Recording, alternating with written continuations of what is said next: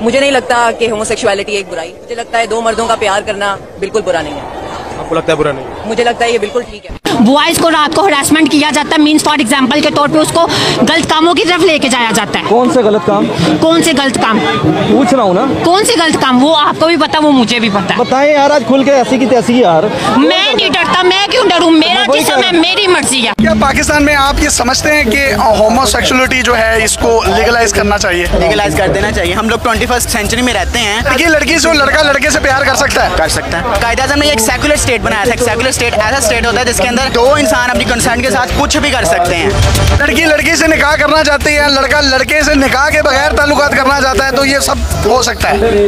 ہو سکتا ہے.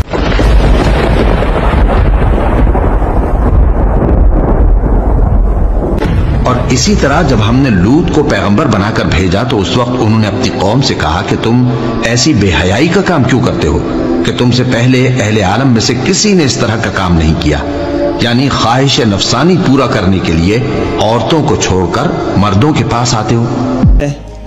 اچھی بات تھی, پاکستان میں قانون موجود تھا کہ یہ جو ہم جنس پرست ہیں یہ ایک دوسرے کے ساتھ گندی حرکتیں نہیں کر سکتے, ان کی شادی نہیں ہو سکتی, یہ آپس میں جنس پرستی نہیں کر سکتے, یہ آپس میں تعلق قائم نہیں کر سکتے. یہ قانون شرم آنی چاہیے ہمیں.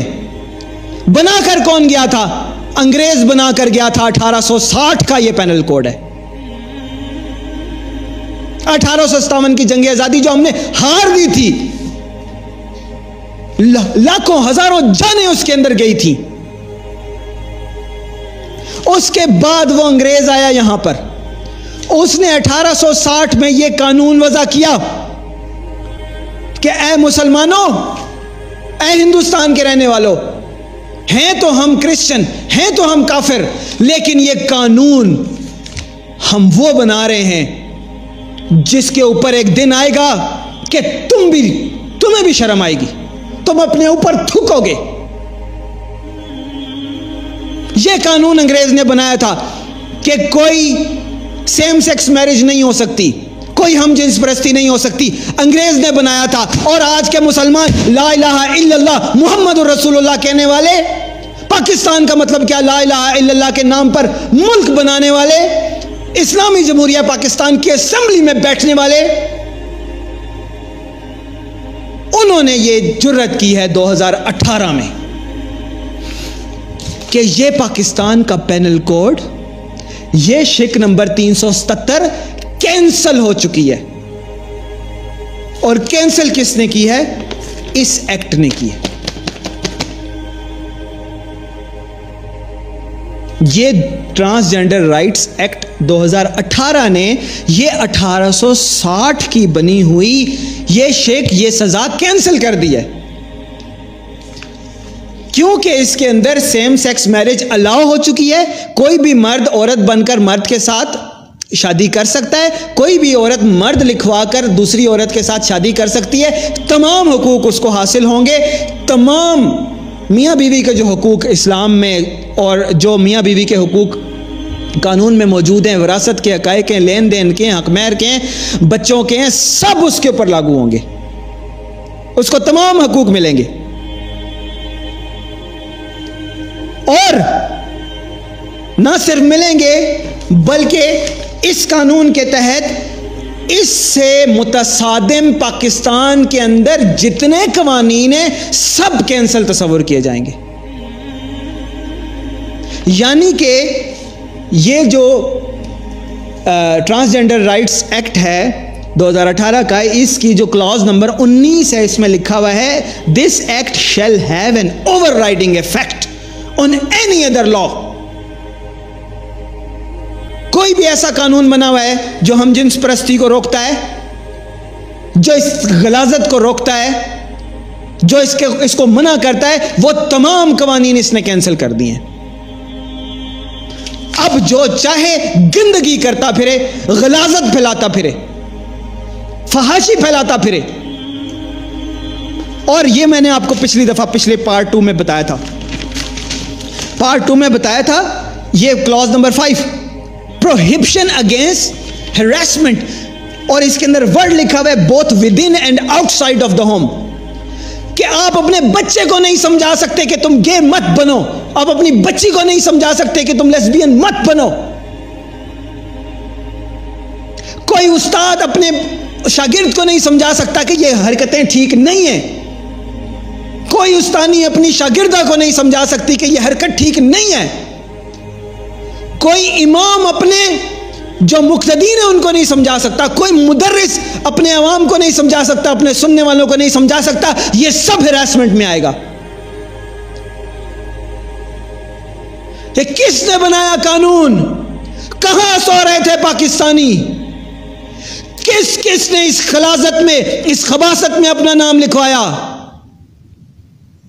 اور اب بھی وہ کون ہیں جو اس غلاظت اور خباثت میں اپنا نام لکھوا کر اس کے اوپر ڈٹائی سے ڈٹے ہوئے ہیں؟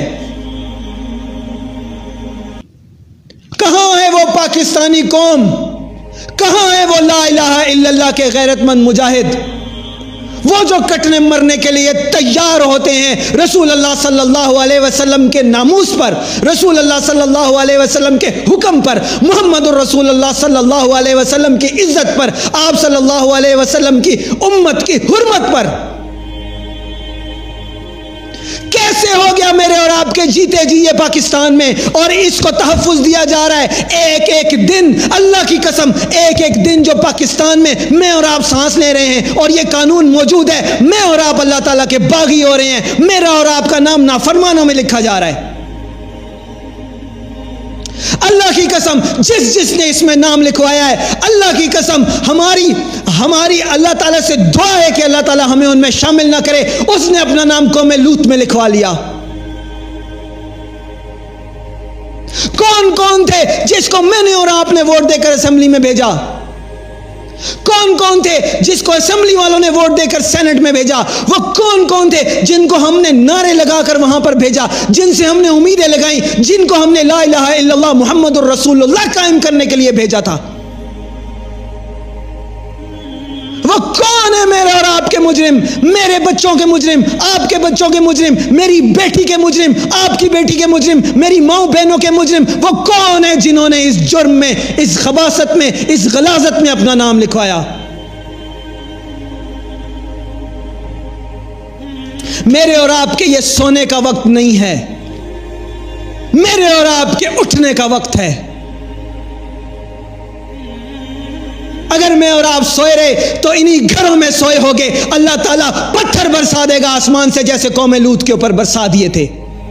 اور اگر خاموش رہے تو حضرت لوط علیہ السلام کی بیوی وہ ہم جنس پرست نہیں تھی, وہ ایسی حرکت نہیں کرتی تھی, وہ نبی کی بیوی تھی, لیکن اس کی سوچ ان ہم جنس پرستوں کے ساتھ تھی جو ایسی حرکت کرتے تھے. اس کا تعاون, اس کا کردار, اس کی بات ان لوگوں کے ساتھ تھی جو ایسی حرکت کرتے تھے. اللہ تعالیٰ نے حضرت لوط علیہ السلام نبی کی بیوی کو پیچھے رہنے والوں میں سے کر دیا. پتھر جب برسے تو اس کے اوپر بھی برسے. اگر اللہ نے کسی کو بچایا تو لوط علیہ السلام کو بچایا. لوط علیہ السلام کون ہے؟ جو اس کے خلاف آواز اٹھانے والے تھے, جو اس کو روکنے والے تھے. اگر پتھروں کی بارش سے رکنا ہے, آسمان سے برستی ہوئی آگ سے رکنا ہے, اگر اللہ تعالیٰ کے غضب سے بچنا ہے تو اٹھ جاؤ, کھڑے ہو جاؤ اس کے خلاف. اب بیٹھنے کا وقت نہیں ہے, بہت ہو گیا ہمارے ساتھ کھلواڑ. ہمارے گھروں میں گھسو گے. اب تم ڈیسائیڈ کرو گے کہ میری بیٹی کیا کرے, تم ڈیسائیڈ کرو گے میرا بیٹا کیا کرے.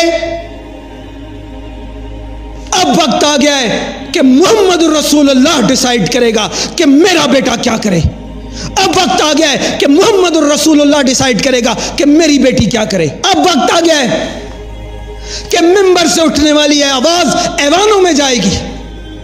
اب وقت آ گیا ہے کہ یہ کاغذ کے غلیظ ٹکڑے جو محمد الرسول اللہ کے حکم کو پامال کرتے ہیں, ان کو اٹھا کر ردی کی ٹوکری میں پھینک دیا جائے.